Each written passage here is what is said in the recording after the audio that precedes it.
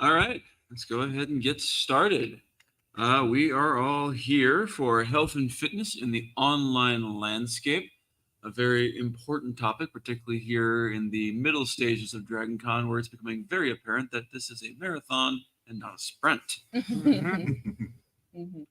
So before we get started, I do want to talk about our sponsors today. Our track sponsor for 2024 is Zakat. For over 22 years, they've been empowering lives through disaster relief, food distribution, orphan care, and more. Their top-notch ratings from Charity Navigator and the Better Business Bureau, Wise Giving Alliance, means your contributions are going to make a difference. Zakat.org. And the Dragon Con charity, of course, for 2024 is the Arthritis Foundation. It's the number one cause of disability. Arthritis affects nearly 60 million adults and hundreds of thousands of children. Dragon Con matches up to $125,000 last year. We raised $272,000 for the 2023 charity. Let's see if we can't top that here today. So to get started, my name is MC Williams. I'm the host of the Myths Your Teacher Hated podcast. It's a podcast that tells the stories of mythology and folklore from around the world with all the naughty bits left in. And for the purposes of this podcast, I'm also a distance runner and a recovering eating disorder.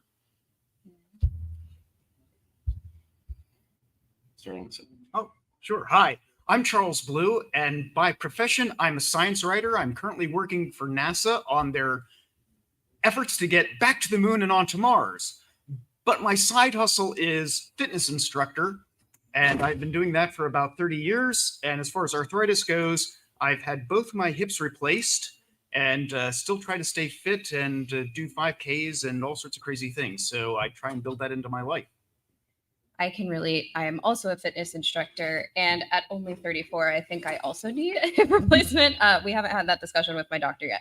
But hi, my name is Heather Bodie. I am a fitness professional, and I created my own workout program called Geeknasium, which is a virtual online workout program where all of the workouts are themed in pop culture and fandom.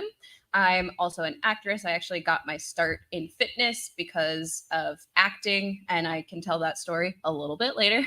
And I am a podcaster. I have a podcast called Mental Health Multiverse, where we talk about mental health through the lens, or we talk about, mental health and pop culture and fandom, and dissect popular media through that lens. So that is me. Hi, I'm TV's Travis. I podcast mostly talking about either movies or old television shows.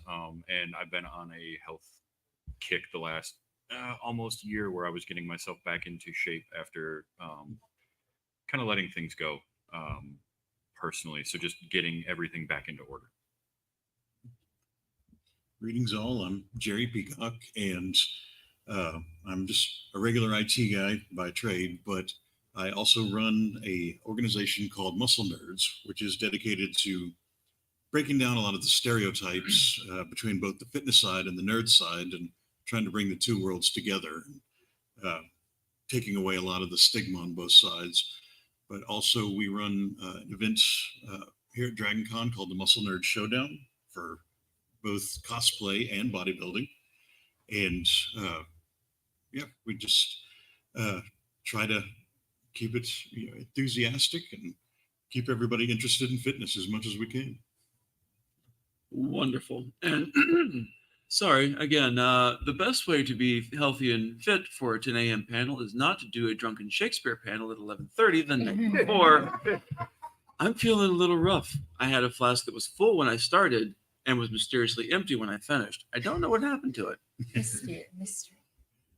We're going to go through some questions that I have for the panelists up front, and then, of course, we're going to open up the Q&A from the audience. So as we get toward the end, feel free to go ahead and start lining up. We'll take questions from here.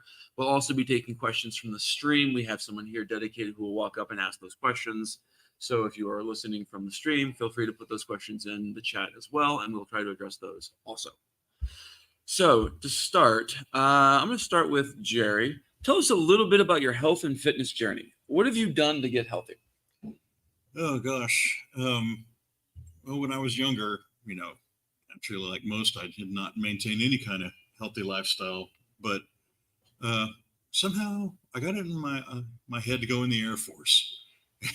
And being in the military, you're going to have to get in shape. It's just part of the deal. So I began there and got myself into pretty good conditioning. Then I got out of the Air Force and forgot all about it. But eventually I came back around to it and got into heavy lifting. That led into bodybuilding and fitness competition, things like that. And then I wound up becoming on the side a fitness promoter. So in order to stay in that world, you got to be part of that world. So it's all been a journey of about 15 years now. All right. And Heather, you said you had a story for us. Do I have a story for you? Can you repeat the question just so that I answer it as you asked? Absolutely. Tell us a little bit about your health and fitness journey. What have you done to get healthier? Okay. I wanted you to repeat that because when you first asked the question, I was like, ha, ha, ha. I did something where I thought I was being healthy and it actually ended up ruining my life. So I grew up in a larger body. And it's kind of a long story, but I'll keep it short so that everyone else has time to talk. But I went to school for theater all the way from 4th grade through 12th grade. And then my bachelor's degree in college is a theater degree. So that is what I've done basically my whole life. And I always played very matronly roles. So because I was in a larger body, I was very typecast as mom, old woman, maid, nurse, cook, all that kind of stuff. And when I graduated from college back in 2012, I graduated from college and I moved to New York to pursue my career in acting. And it was the first time that I had sort of realized I'd never played a role that was age appropriate for me. And I had always played people much older. I had always worn age makeup. And so it was kind of a shock. And I knew that having a career in acting would be hard because it's not easy for anyone. But it was especially jarring to sort of realize that there weren't really roles available to me at 22, fresh out of college, because they were either for a thin ingenue or for like the quote unquote like Melissa McCarthy type. I got that a lot when I was fresh out of college. They were like, you're not as funny as Melissa McCarthy, but because you're fat, we want to try to categorize you that way. And so I had an identity crisis, and I actually started taking more acting classes when I moved to New York. And I was taking a class with this really esteemed casting director who I looked up to. And it was about a 6-week-long course. And throughout the 6 weeks, she seemed to really like me. We got along well. I really liked her. I thought she was great. And then on the last day, she was reviewing our headshots and resumes, and she gets to mine and she looks at it and she says, "Love your headshot. It's just that there's never been a casting breakdown that came across my desk that you would be good for." And so that essentially meant I'm not castable, right? And so I started going to the gym in pursuit of thinness. And sometimes, more often than not, when you go to the gym strictly in pursuit of thinness, you're not actually pursuing health. And so I actually started going to the gym to punish my body for what it looked like. And I started really beating myself up and treating my body like it was the scum of the earth and deserved nothing but the worst. And what was happening is, as I lost weight, people were complimenting me. They were telling me I looked great. I should keep it up. mentally, I was in the trash and it was not good for me. But I was thinking, if people keep telling me to keep it up and that I'm doing a good job, I must be doing something right. But what it ended up doing was giving me a really horrible relationship with my body and with fitness. It felt very much like a punishment. Um, and then, so I'm kind of partially in She-Hulk cosplay. This panel was too early to fully get into She-Hulk cosplay. So I'm just this much green. But I discovered the She-Hulk comic books, and that is what kind of changed my relationship with fitness. Is well, first of all, the way that I discovered her is I was looking through a Marvel encyclopedia of this kid that I babysit, and I was looking for a female superhero who weighed anything close to what I weigh. And I was flipping and I see like 115, 125. And I'm like, if you can lift a car over your head, you're going to weigh more than 115 pounds. Okay. Like I was getting really annoyed. And then I get to someone who weighs 675 pounds. And I was like, wait, who is this? And it was She-Hulk. And since that moment, I decided to like start reading her comic books to get to know her. And I was really lucky. There was a run of She-Hulk coming out at the time by Charles Soule called Law and Disorder. And I really love that run because in that specific run, She-Hulk chooses to be in her Hulk form all the time. So she's running a law firm, she's dating, she's going through all of these things that like a regular woman would go through, but in a Hulk body. And I thought that that was really empowering. And I thought that it was really cool that there was a woman who existed outside of society's standards of beauty who was still doing all of these like amazing empowered things. And so I decided to stop pursuing thinness and I decided to start pursuing like empowerment. And that shift happened. And when I started channeling She-Hulk into my workouts, it kind of made them feel better and more joyful. And that's what inspired me to become a fitness professional, is that I wanted to teach people that you don't have to punish your body for what it looks like. It can come from a sense of empowerment and a sense of joy. And then once I became a fitness professional, it all came crashing down again because the industry only values people who look a certain way. And I don't look that way. And so I tried to look that way and fell into a lot of disordered behaviors so that my body would look the desirable way that a fitness body, quote unquote, should look. And so my journey has been quite the roller coaster because it's gone from like, you know, living in a fat body to losing a bunch of weight in a really unhealthy way that came from a sense of punishment and a sense of negativity, to coming back to empowerment and using She-Hulk as an example. And then once I got into the industry, falling back into that trap that I was only valued as a fitness professional if I had a certain body type. And it's actually the pandemic that sort of got me to a place of acceptance with my body and sort of saying, okay, I will never have abs and that's okay. Like I am just not genetically made. Even when I was in my most disordered phase, I never had abs. And so I just like, and I tell my clients that too. It's like, you know, there's certain sacrifices that people have to make if they want to look a certain way. And if that's the sacrifice you want to make, go for it. But like, it's not fun. And some people are just genetically more predispositioned to look like it's easier for some people than it is for others. And so, yeah, that's kind of like my story is like, I thought I was pursuing health, but really I was just pursuing thinness, and that's not the same thing. That sounds very, very familiar. Travis, same question. So I was a real active kid. I did track and cross country, played basketball, played baseball. So I was always in fairly decent shape as a kid. College came, I got injured, my track career was done. And then, but I never lost the habits that I had with food. So I just ate like I was running 5-10 miles a day. And over time of moving from when I was younger, doing jobs that were very active, moving furniture, moving packages, to desk job, I just kept eating the same way, kept putting weight on. Blood pressure was going up, blood sugar was going up, all of that. Last October, met with my doctor, and he's looking everything over, and he's saying, all right, we need to get some of this under control. You're getting to pre-diabetic stage. I was 350 pounds And that was my wake up moment. So I said, all right, time to fix the relationship to food, get myself back balanced. I was way out of balance. I was falling asleep sitting at my desk at 2 p.m.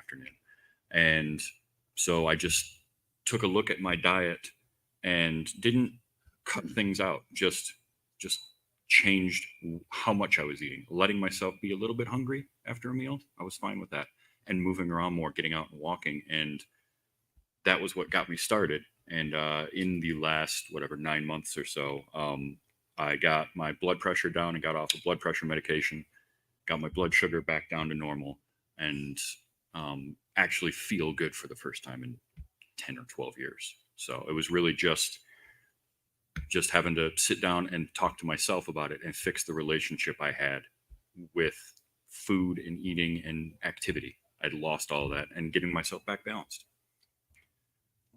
Very good. Charles. Yeah, my fitness journey is multiple. It happened in stages, went well, didn't go well.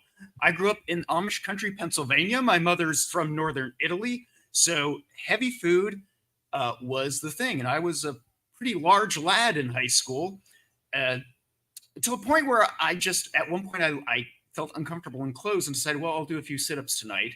And that sort of pushed me on. And then I went to college.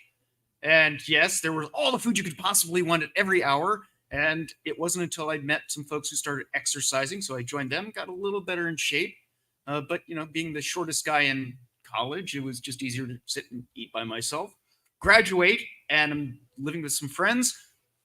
They're putting on weight. I'm putting on weight. I come from a smoking family. I just decided to run around the track instead of walking.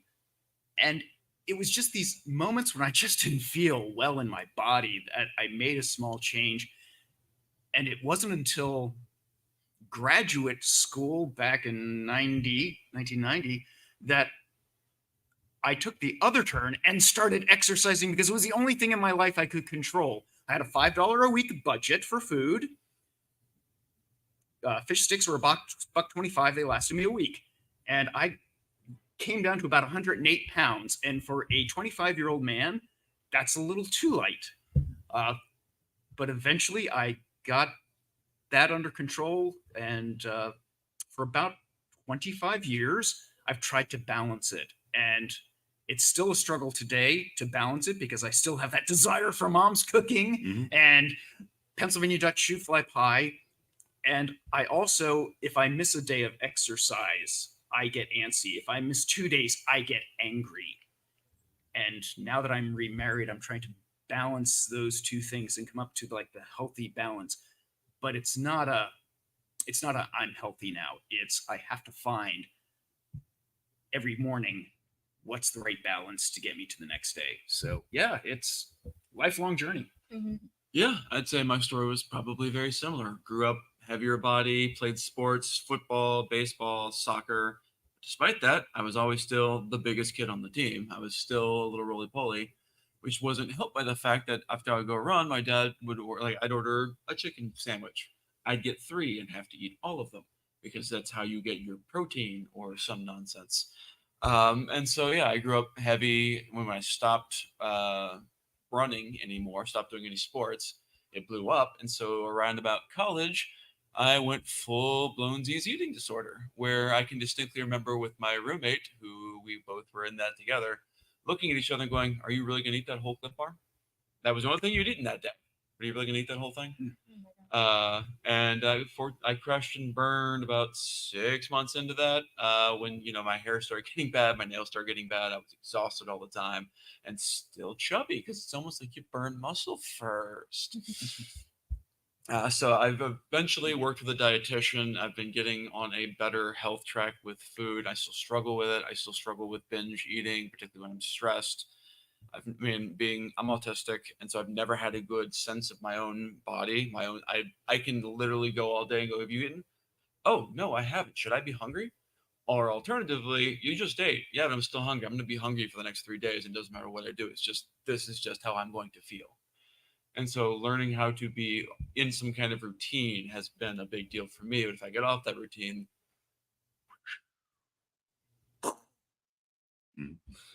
so going from that, Oh, that was pleasant. I'm a very pleasant person early in the morning. I don't know why they keep asking me to be in the mornings. But no. So I want to know what your preferred form of exercise is and why. What does your regimen look like? We'll start down with Travis this time. I mean, my big thing is walking. I have a dog. She likes to go for walks 5, 6, 7 times a day. So I got to take her out and do that. And then I go out by myself anywhere from 2.5 to 6 miles, just put my headphones in and go. And that's the big one for me because it's something, having been a cross country track guy growing up and doing a lot of running, I've tried to run and I can still do it somewhat, but I never loved doing it. But walking is just something I can just put in headphones or not, just go walk in the woods and have my thoughts. And it also helps with kind of the mental health side of it for me because it gives me time to decompress and just be by myself. So that's my big one, is just walking around.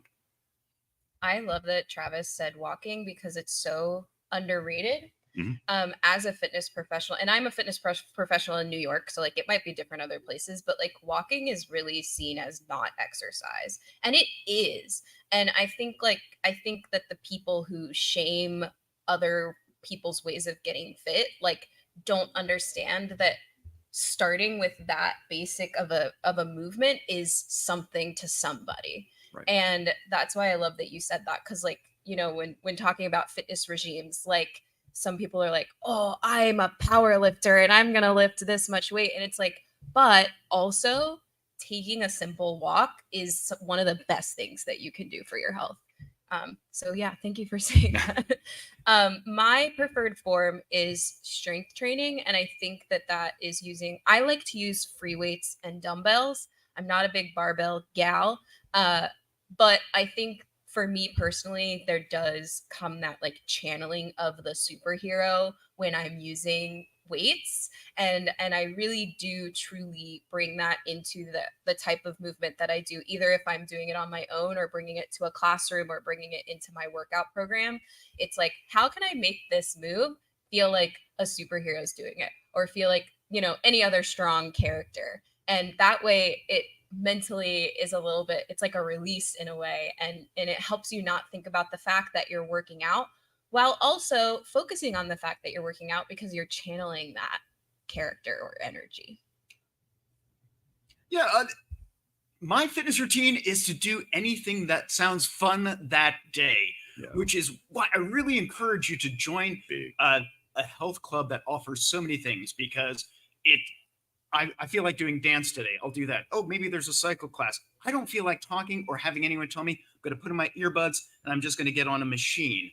Or there's a special pop-up class in like kickboxing, or there's weight training. So it's anything that just gets me up and exercising in a good way. And now that I'm about to turn 60, I also realize it's so easy to sit. Mhm. And I start my day, put in my earbuds, and I just walk around the block once before I sit down at my home office.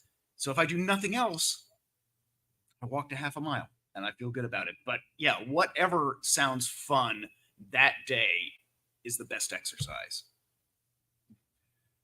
For me, I do my regimens for heavy lifting and then cardio and everything kind of measured out what I need to get in. Do I need X amount of minutes of cardio? Do I need this particular program for lifting? But the key for me is always getting into a place where I feel isolated. I struggled for years with self-consciousness in the gym, and I'm like, they're all staring at me. Yeah. Somebody's going to come up and say, you shouldn't be here. But then, a friend of mine pointed out, he's like, that's kind of egotistical. Nobody really cares about you in the gym. I'm like, okay, I get that. So once I can get around that and get mentally into that isolation, I'm here for me. Nobody else matters. So then I can just start following my program, how it's been laid out. I usually set them up, a week in advance. I've been a little off lately because I had a real bad shoulder injury, and you cannot train away injury. So I've had to go light. But yeah, that's pretty much how my program works out. All right, cool. Can I just throw one thing in about like from the fitness professional side when you're teaching? We don't judge anybody in class. We just care that you're not hurting yourself. Yes. So Mm. we're there to correct if it looks like you're going to end up with a dislocated knee. But apart from that, we're delighted. You keep up with it as best you can. We're happy. We're cheering you on. So come in. We're for you. Yeah, absolutely. I started running back when I was getting ready to go for my 10-year high school reunion because I didn't want to look the way I did for that.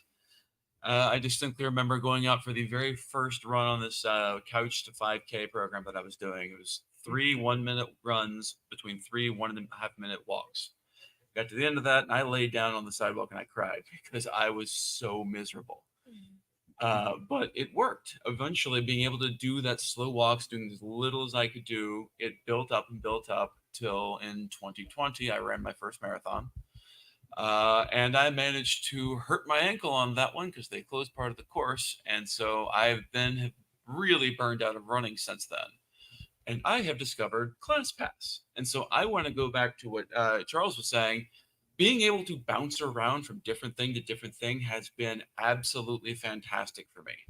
And so, like, one week I'll go do a spin class, then I'll go do bar, I'll do Pilates, I'll do yoga, I'll do a boxing class, and it's all on the same app. It's all so I can just book whatever I want, and it has been a really good way to have fun being fit again, which is something I had really, really lost with running because I used to be a thing I could go and it would feel therapeutic. I would feel like I could let my thoughts go. I'd come back refreshed, and that wasn't happening anymore. And now with this, it's starting to happen again. So don't be afraid to change up your routine if it's not working for you.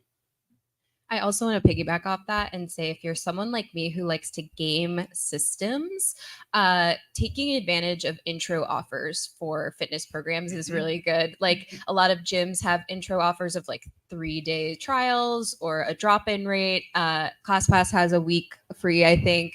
My workout program has a 14-day free trial. Like you can game systems to sort of like not have, because it can be expensive to do all of that hopping around and figure out what you like as well. And so that's my little advice for if you want to explore and find out what types of workouts you like. A lot of places, especially in online, have like intro offers for you to try the program for free for a certain amount of time. And then once that trial's over, you could either cancel or if you really like it, stay in there and keep using it. Yeah, no, that's a fantastic idea. I spent about the first 2 months before I got on ClassPass doing exactly that with a nice spreadsheet of all of the offers, when you could use them, how long they lasted, and I went through all of them to see what I liked, and ClassPass ended up being it. So let's go with what are some challenges you've dealt with while getting healthier, and how have you addressed them? So we'll start with Jerry this time. Well, like I said, self-consciousness was a big one for me. Another one was motivation and staying motivated through setbacks. We are all going to have setbacks, but the trick is not to get discouraged by them. Be in the thick of a training routine, a diet regimen, and you slip. Well, that's not the end of the world. The best thing you can do is just fix it and move on. And so that's a challenge that I've overcome, and I've helped a lot of other people overcome, because so many people, they, especially when they first start out, they'll hit their first roadblock, whatever it may be, and they just want to throw up their hands. This isn't working for me. I was like, it is, but you just don't see it yet. Because believe me, people will see changes in you far sooner than you will see them in yourself. So, yeah, getting past those initial discouragements, it's been a challenge for me, and a challenge I've helped other people with. So. Yeah, well, I do want to say also one thing is if you try one of these new classes, talk to the instructor. Say, hi, I'm new. Love to come back, love to learn more, and they'll give you a little extra attention. But for me, it's been injuries. I was born with hip dysplasia. No, I'm not a German Shepherd. But testing for my 4th degree black belt dislocated my hip. And I was told I couldn't have anything done with it. I was too young. But I looked around and finally found a surgeon who was able to do a hip replacement for me. But I couldn't sleep. I couldn't walk. I was prescribed the nastiest drugs that I hated. But after that happened, fighting my way back for 6 months to be able to do things was a challenge, but I made that commitment. And then I blew out my elbow, and then I dislocated my shoulder doing something else. So there are so many things that are going to hold you back, but there are ways of getting around them and finding out what you can do. So yeah, it seems like this is the end of the road, but it's not. There's a way to bounce back from anything if you really enjoy it. And I've got stories of bouncing back from some really interesting surgeries in my life, and just keeping up with it. Well, I feel like in my story that I told at the beginning, I kind of touched on some of my struggles. Something both for me and my clients is really separation of diet culture and the pursuit of health. Because for those of you who don't know, diet culture is the pursuit of thinness without regard to your health. And it's like fad diets where it's like, do this for 30 days, lose 30 pounds in 30 days, all of that kind of stuff. And it's fast track to failure, because what it is it will give you results in that amount of time, but they are not sustainable results. And that can mess up your metabolism and screw you over for the rest of your life pretty much. And that's really difficult to build back up. So for me and a lot of my clients, it's that diet culture trap of seeing the people online promoting these, this many days to get abs, drink our supplement to lose this much weight. Like, it's just everywhere nowadays, especially with the weight loss drugs that are out there. And I don't know anything about those, so I'm not going to talk about them, but it's in our faces all the time. And you see that like fat equals bad. And anyone who has fat on their body is not regarded as a quote unquote like healthy person. And it's really frustrating for me because as a fitness professional who does have fat on my body, I'm consistently up against that. And I'm consistently having to fight people all the time about the fact that I am healthy and I take care of myself. And I shouldn't have to prove that to you. Just because I have a belly, like, doesn't mean that I'm not a healthy person.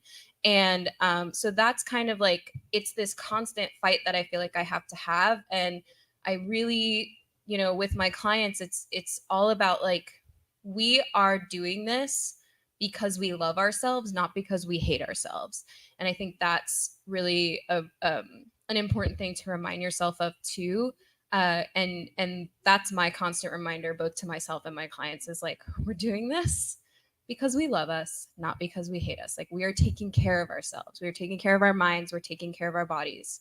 We are not doing this to fit into that societal standard. We are doing this because we want this for ourselves. We want it for our longevity, My saying is always, be healthy at the weight that's comfortable for you. Exactly.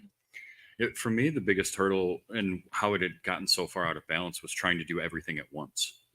And the thing that finally clicked into place was for me to make a small change and run with that for a while, build the habit out of that was sustainable and good for me, and then go on to the next change and incorporate each one of those as I went. So first it was, all right, let's fix the relationship to food, get that under control, get to where I have sustainable, repeatable habits that I can work with that.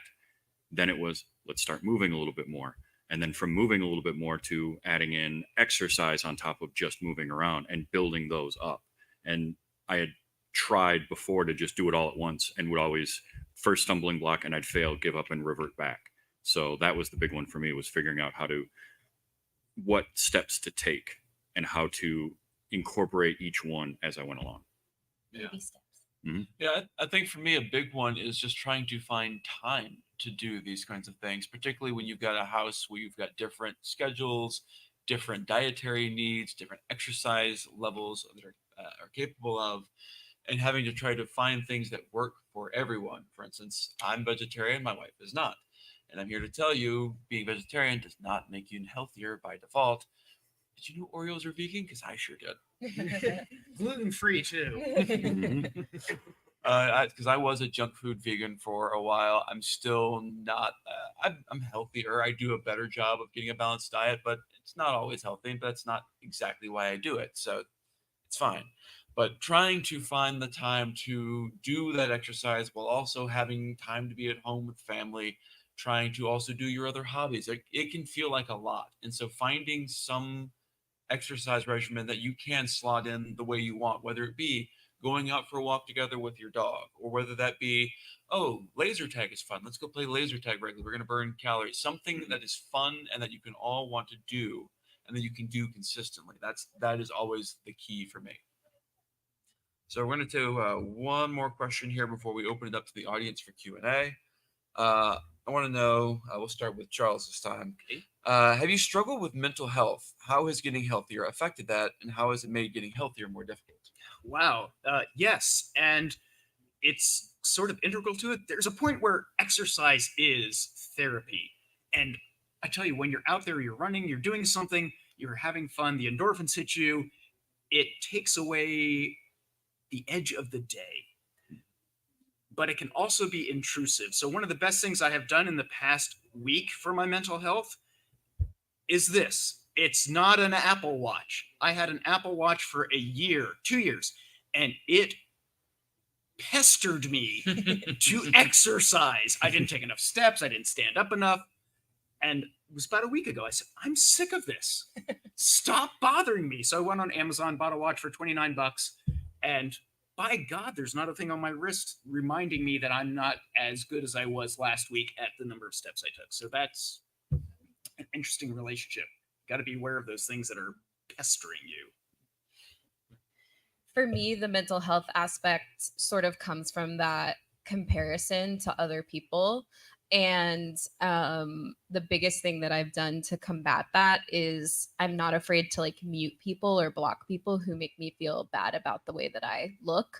And it's not even directly that they're like saying something or doing something, but if I just like, if I have those feelings, I have learned that like if it's someone that I do admire and enjoy, like I'll just mute them. So it's not like I've unfollowed someone. But if it's someone who does kind of like actively promote fitness content that is triggering for me, I will get rid of them and get them off my feed, because that kind of stuff does really mess with my head. Because like I've said before, I come from that sort of background of fitness feeling like a punishment, and some content can be triggering. And it's the same with ads. Like anytime I see a weight loss ad, I will click on it and say, do not show me this, or like whatever the option is to hide ads like that. Because for me personally, that is not helpful for me to see. And so that's kind of how I've taken care of my own personal mental health. And I give that advice to people too, is, find the right people who are saying the things that speak to you. And if there is content out there, or if there are ads out there that are messing with your head, don't be afraid to block, delete, or report or hide. Yeah, I mean, for me, it was a lot of feeling comfortable with who I was. I love the idea of be healthy at the weight that is right for you, because I was not, but it was all the other health stuff around that. Weight was the thing that for me I had more control over, and that hopefully in the changes that I made would pull everything else with it. So that was kind of what I focused on, was that, and being comfortable with me. And I was able to kind of find myself again. So Can I just throw one thing out before we go to questions? And that is, if you're looking at exercise and you're not having fun, if your instructor doesn't make you laugh, don't think it's you not enjoying exercise. It's the person who's trying to teach you maybe just isn't fun. And if you're not laughing and if you're not having fun, find something else. It should be fun. Agreed. yes. For mental health, working out, exercise, and fitness goals are wonderfully helpful because they give you a sense of success and a sense of accomplishment. Whereas you can have, 20 failures in a day, small or grand. But if you went to the gym, you finished that workout, you still feel like you got something done, something went right. So it really helps out so much because it builds on itself, and you feel so much better, so much better. You know, you can take care of any other failure you've got in your life, but fitness, can be the foundation and the grounding for all of that. Yeah, I agree. I think that's a perfect way to wrap that up. I'm not going to chop it up with y'all because you don't deserve that. But just suffice it to say, I've got some issues with body dysmorphia, some intrusive thoughts about my body from childhood trauma that aren't great. And so I'm in therapy now, working on identifying that and making it not a part of me necessarily, identifying what's me, what's not, and trying to find a way to be healthy in a way that is not punishing my body, which was I've been down that road too, of what's the Scrubs quote where Dr. Cox says to Turk, the secret is to tell yourself I hate my body. And Turk responds back, oh, you should give motivational speeches.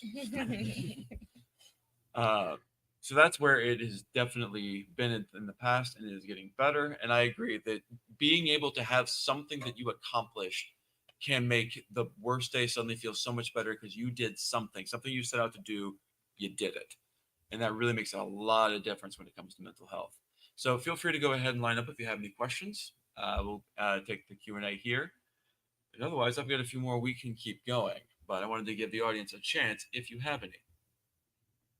I have a question for the panel. If Go I for can. it. Yeah. Does anyone have a fitness horror story? Just like tried to do something and the result was such a failure that you almost like, forget this. I'm just going to start eating chocolate, smoking, and sitting on the couch. Yeah. I can go first as the only woman on this panel. Being at the gym and getting unsolicited advice from men is the bane of my existence, and it has it happened a lot more before I got muscles. And then once I got muscles, people kind of left me alone. But like when I was first starting out in my fitness journey, I was really discouraged by the amount of men who would come up to me and be like, just so you know, that's not how you do that. And I'd be like, hi, yeah, I am a fitness professional. I kind of know what I'm doing. Thank you. So, I mean, that's a little less of like a horror story that made me want to give up, but it's just for the people who say, like, people at the gym aren't looking at you or judging you. Sometimes that's not true. Sometimes they are. And you just kind of have to decide what kind of armor you want to put on at the gym, especially as a woman. And mine is sort of like, my headphones are on. If you talk to me, I'm not responding to you. And it might make me come off as like an asshole, but I don't really care. Unless there's someone who, like, if it's another woman who comes up to me or like a femme person, I'm like, hey, hi, hello, what's up? Like, let's be buddies. But if a man starts walking up to me, I'm like, no, go away, please. Just like, I had another thought, but it's lost. It's lost to the world now. But yeah, like that's sort of how I've kind of had to develop a thicker skin at the gym, which is why my workout program takes place. It's like virtual. So you could do it at the gym if you wanted to, but you could also do it at home because I feel like for people first starting out, especially women, especially nerdy women, I think home is safer. But also as fitness instructors, like taking a class is also a really safe place, especially if you talk to the instructor first, let them know.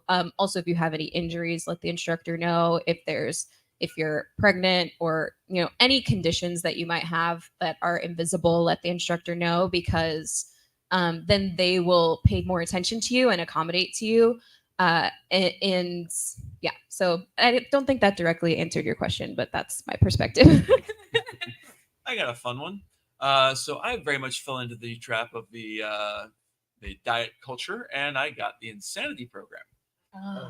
The first round through was actually fine. I completed it. I felt great afterwards. And then later I had fallen off my fitness routine and was like, you know what?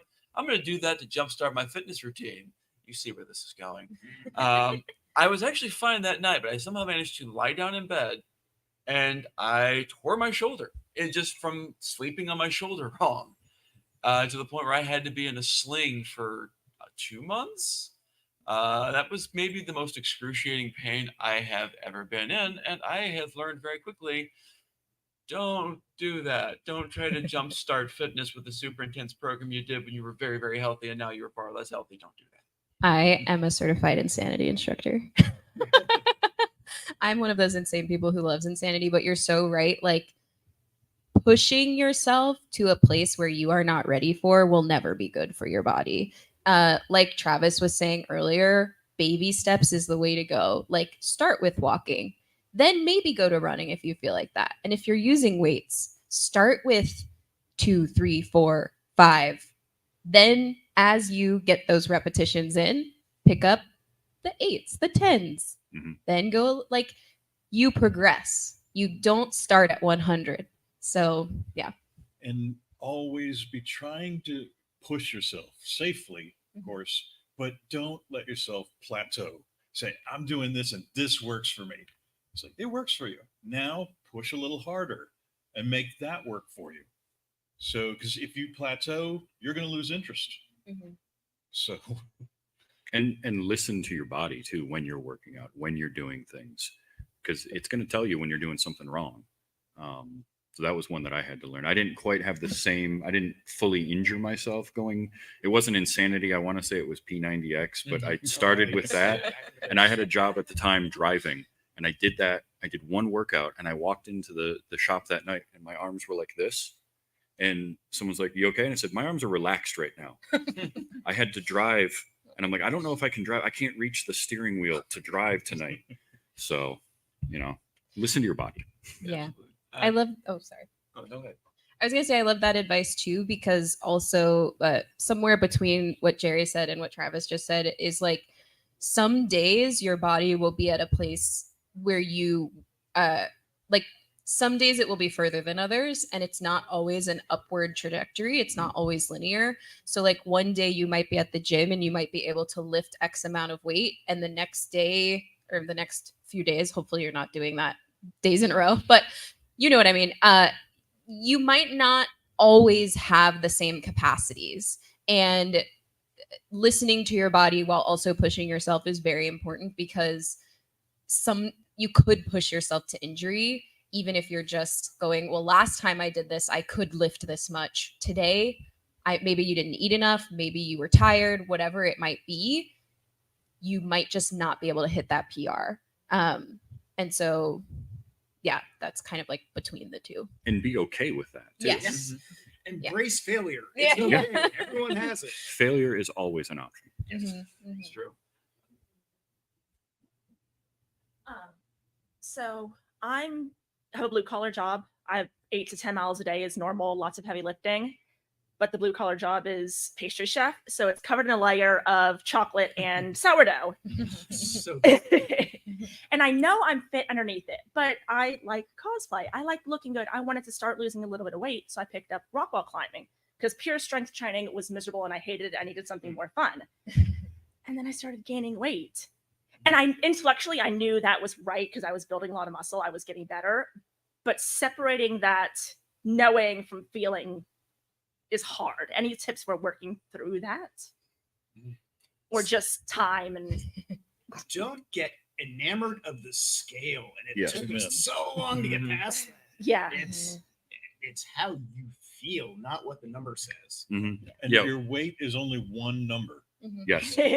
Yes, because that was when I said when my doctor was talking to me last October, I set a number in my head of a goal that I wanted to reach, but that was the motivation point. I was striving towards that in order to get everything else into balance. But it was, as I got going, it was much more about how I felt than what that number read, because that number, don't be a slave to the scale, because it's going to change. It's going to change up and down day to day. So I stopped looking at a scale more than once a month. And I would use that as signposts to, am I still trending in the right direction? And as opposed to, I'm going to hit this number. It's, I want to be moving in that direction. And how do I feel? That was for me. The better thing, the better machine, the better number. What's your blood pressure? What's your pulse? Mm-hmm. I am What's one your of body those. fat percentage? Yeah, I'm one of those, like, I want to say, like, radical fitness professionals that's like, don't weigh yourself ever. I kind of, in my workout program, I trick people into more like, what's the word? It's like body neutrality, if that's possible, so that you're less focused on what you look like and more focused on how you feel, because all of those numbers, in my opinion, are arbitrary. I don't care about body fat percentage. I don't care about your weight. I don't care about any of that other stuff. I care that you're moving and that you are taking care of your mental health and you're taking care of your body and eating in ways that feel good for you and work for you. And a lot of those other things can develop into disordered behaviors. So, yeah. Yes. Go ahead. I was saying, for God's sakes, don't believe entirely in the BMI. Oh gosh, yes. Please no. That's evil. And a Yeah, thing the that BMI was created by insurance companies, not doctors. Yeah, I have more IFBB professional bodybuilder friends who cannot get life insurance because the BMI says they're morbidly obese at 6% body fat. Yeah. and also sleep. Mhm. Yeah, Sleep, sleep's huge. sleep consistently and regularly is incredibly important, and it's very rarely mentioned or not enough. And that is one that I also had to do because I battled with insomnia or just staying up too late, getting up too early. So that's a big one. And merging it also with your mental health. A counselor can do wonders, and they are so interlinked. And the hardest thing in my life was the first time I sat down with a counselor. It was harder than anything that first day, but that helped with everything, including fitness. Yeah, for me, it's a lot of trying to find non-scale goals, non-scale victories. Okay, I went 3 miles yesterday, and then I went 3.1 miles today. I went a little bit further than I ever have. Or, if it's for the rock climbing, which I can't do because I got weak fingers. But, maybe you got higher or you got up 5 seconds faster than you did before. Focus on that because that's actual evidence that you are getting faster, stronger, better, more dexterous. And please stretch. Please Yeah. stretch. Because I am dealing with plantar fasciitis right now because I did not do that. And it is really hard to get rid of. You don't want it. Stretch, please. I beg you. I started teaching 2 stretch classes a week and it was game changer for me. I was like, why wasn't I doing this all along? And speaking to the Arthritis Foundation, treasure your joints. Yeah.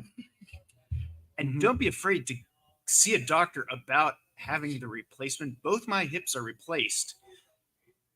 I'm so sorry I waited as long as I did, because wow, you wake up from surgery and yeah, you have an incision that hurts, but your joint feels good.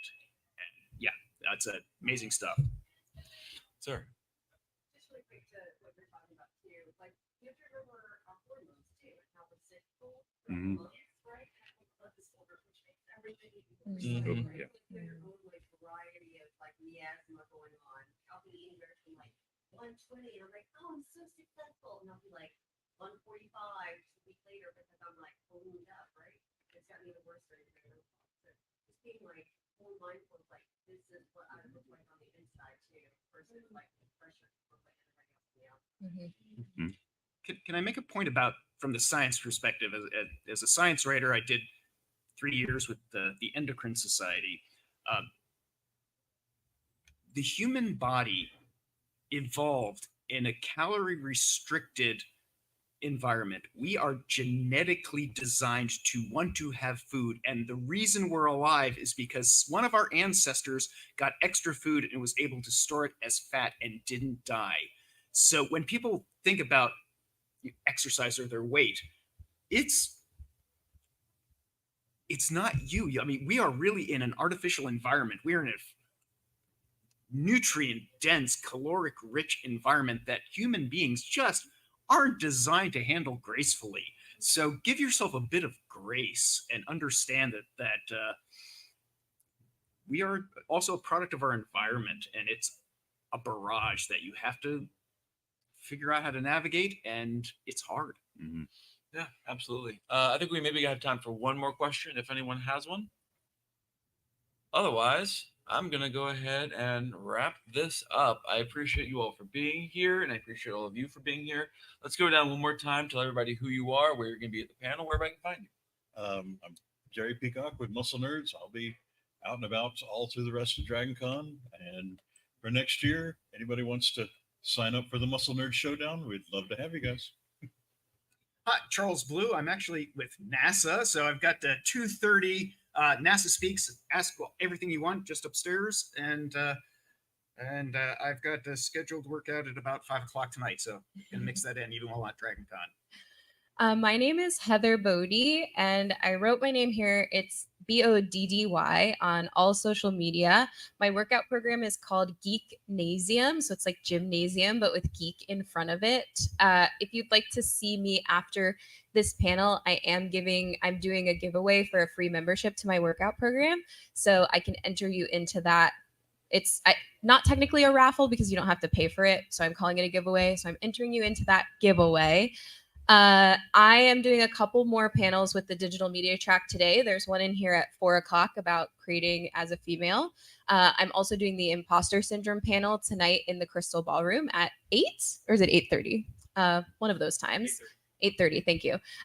But directly after this panel, after I put my She-Hulk sleeves on, I'm going upstairs and doing a fitness flash mob. So if anyone wants to come with me and do a workout in the Hilton lobby, we are gonna do that at 11:30. So it's like kind of a secret because it's a flash mob, but I do need people to move with me. So if you would like to come do that, please do.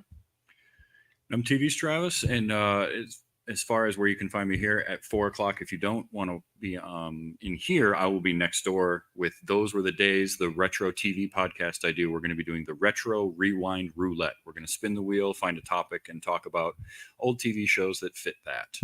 And anything else, it's TV's Travis on any social media. All right, and I am MC Williams, host of the Myths Your Teacher Hated podcast. Right after this, I'm heading next door to do the Surviving the Con with Social Anxiety and Neurodivergence panel, if you couldn't guess. And then I'm on a couple more. Let's see. I'm also doing Singing Through the Screens, TV's musical episodes at 2:30. And then tomorrow, AUDHD&D, where we're going to do a one-shot with a bunch of neurodivergent goblins who are definitely going to stay on task. Sure, we'll do it. And then at 8:30, I've got my mythology and popular culture panel where I talk about mythology and how it's evolving in its modern usage, specifically this time, Percy Jackson. So thank you all for coming. Please do rate and review us in the app. It really helps us to get feedback, to know what you liked, what you didn't. We do read the comments. So 5 stars if you liked us. And if you hated us, my name was Charles. I use that at the end of every fitness class. So if you love the class, I'm Bob. But thank you. Yeah, I guess this is all we got. I don't want to knock them over. I'm an addict.